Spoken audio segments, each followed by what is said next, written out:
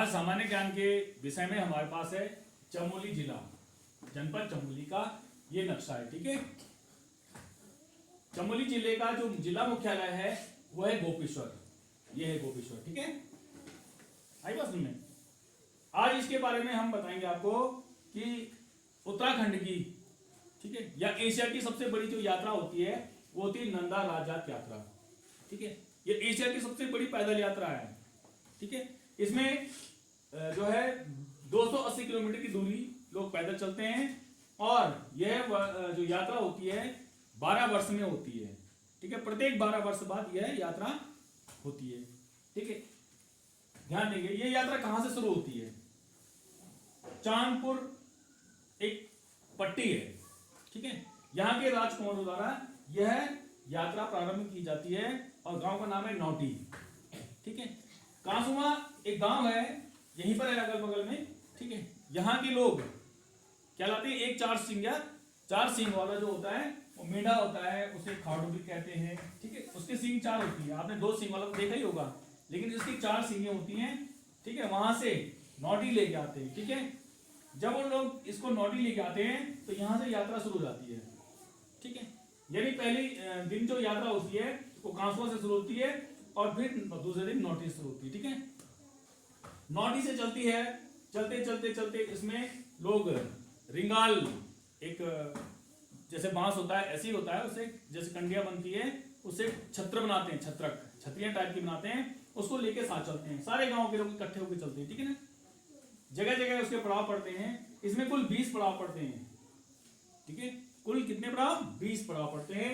20 पड़ाव में पहला पड़ाव जो है कांसुआ से नौटी में, और नौटी से दूसरा पड़ाव शुरू हो जाता है और यात्रा प्रारंभ हो जाती है। ठीक है, कुलसारी एक ऐसा क्षेत्र है जहां से मां नंदा देवी का जो है ससुराल का पहला पड़ाव पड़ता है।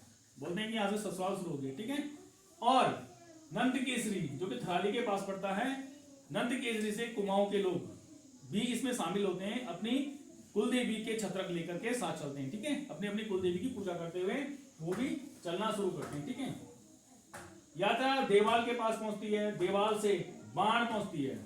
ठीक है, बाण एक ऐसी जगह है जहां पर नंदा देवी यात्रा का जो राजा यात्रा होती है इसका 12वां पड़ाव पड़ता है। ठीक है, यहां पर से, यहां से और यहां तक जितना भी एरिया आप देख रहे हैं, यहां तक बीच में गांव पड़ते हैं। ठीक है, इसके बाद कोई भी गांव नहीं पड़ता, यानी कोई आबादी नहीं पड़ती है।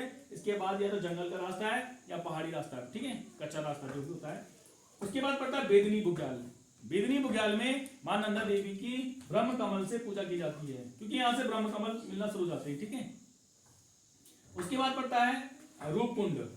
ठीक है, रूपकुंड से पड़ता है त्रिशूल पर्वत। ठीक है, जब त्रिशूल पर्वत आपको दिखाई देता है तो त्रिशूल पर्वत की तलेटी में होमकुंड है।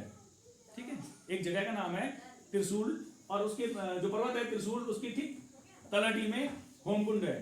ठीक है, वहां तक यात्रा चलती है। वहां पर से जो 4 सींग वाला जो मेढा होता है, जो खाडू जिसे बोलते हैं, उसे वहां पर उसकी पीठ पर लोग दक्षिणा बांध करके अपने फूल भेंट चढ़ा करके उसको विदा कर देते हैं, वहां से छोड़ देते हैं। ठीक है, और फिर दूसरे रास्ते से वापस आ जाते हैं। ठीक है, बेदनी बुग्याल, ठीक है, या ये कह सकते हैं बाण के आगे आगे कोई भी बस्ती नहीं है। ठीक है, बेदनी बुग्याल से यानी बाण से आगे महिलाएं नहीं जाती है। ठीक है, इसके बाद सिर्फ पुरुष लोग जाते हैं। ठीक है, तो ये यात्रा होती है 12 वर्ष में। ठीक है, कहां शुरू होती है, नौटी से शुरू होती है, कहां खत्म होती है, होमकुंड। ठीक है, कितने पड़ाव पड़ते हैं, 20 पड़ाव पड़ते हैं, जिसमें से 12 पड़ाव यहां तक पड़ते हैं बेदनी बुग्याल तक। ठीक है, उसके बाद 8 पड़ाव बिना बस्ती के पड़ते हैं। ठीक है, इसके बाद कोई भी बस्ती नहीं है। समझ में आई बात। अब ध्यान देंगे,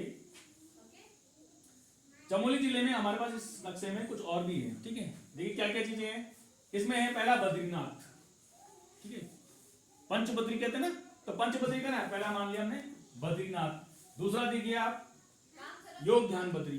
ठीक है, योग ध्यान बद्री जो है जोशीमठ से जब आगे जाएंगे और बद्रीनाथ वाले रूट में पांडुकेश्वर एक जगह पड़ती है। ठीक है, तो वहां पर योग ध्यान बद्री है। ठीक है, उसके बाद है तीसरा भविष्य बद्री। ठीक है, जोशीमठ से 17 किलोमीटर 18 किलोमीटर आगे जाएंगे तो यहां पर भविष्य बद्री पड़ता है। ठीक है, उससे ठीक नीचे आ जाइए, जोशीमठ के ठीक पास वृद्ध बद्री है। कौन सा है? वृद्ध बद्री। यहीं पर आदिगुरु शंकराचार्य ने जो बद्री विशाल की जो प्रतिमा स्थापित की थी सबसे पहले, ठीक है। यानी आदिगुरु शंकराचार्य ने जो सबसे पहले जो बद्रीनाथ भगवान की जो प्रतिमा स्थापित की थी, ठीक है, वो कहां पर की थी? वृद्ध बद्री में, ठीक है। तो ये जोशीमठ के बिल्कुल पास ही है, ठीक है। आगे आइए आप थोड़ा सा इधर नीचे, तो एक और पड़ता है पांचवा बद्री, आदि बद्री, ठीक है, ठीक है। ये गैरसैंण और चांदपुर गढ़ी से जो रास्ता जाता है, रोड जाती है, उस पर बीच रोड रास्ते में आदि बद्री का मंदिर पड़ता है, ठीक है। इसमें कुल 16 मंदिर हैं, ठीक है। जब 16 मंदिरों का एक समूह है ये, ठीक है। अब कहा जाता है कि 14 ही रहते हैं, तो इसे आदि बद्री के नाम से जाना जाता है, ठीक है। मान्यता है कि जब त्रेता युग हो गए, द्वापर युग हो गए, ठीक है, तो भगवान विष्णु इसी मंदिर में विराजमान थे, ठीक है। और कलयुग में आते आते वो बद्रीनाथ में चले गए, ठीक है ना। तो तब से बद्रीनाथ क्या हो गया? कलयुग में बहुत फेमस हो गए, ठीक है। आई बात समझ में? आने वाला जब कलयुग समाप्त होने वाला होगा तो वो भविष्य बद्री में चले जाएंगे, ये ऐसी मान्यता है, ठीक है। अब ध्यान देंगे, फूलों की घाटी जो कि चमोली जनपद में स्थित है, तो वो कहां पर है? देखो आप ध्यान देंगे, जोशीमठ और बद्रीनाथ जाते समय पांडुकेश्वर एक जगह पड़ती है, वहां से जाते समय रास्ते में कहीं पर एक रास्ता पड़ता है, वहां से भी आप फूलों की घाटी जा सकते हैं, ठीक है। हेमकुंड, ठीक है। हेमकुंड जो है सिख धर्म का एक पवित्र स्थान है, ठीक है। हेमकुंड साहिब के नाम से जाना जाता है। ये भी कहाँ है? चमोली जिले में, और जोशीमठ से ठीक उसी रोड पर है, किसी जिस पर हम बद्रीनाथ जाते हैं, तो उसी रोड पर से इसका रास्ता भी अलग कर जाता है, ठीक है। ये भी पैदल यात्रा है काफी, ठीक है। अब बद्रीनाथ मंदिर आप देख रहे हैं, मंदिरों के ऊपर एक झंडे लगे हैं और मंदिर का चिन्ह है, ठीक है। ये मंदिर का चिन्ह है, ये, ठीक है।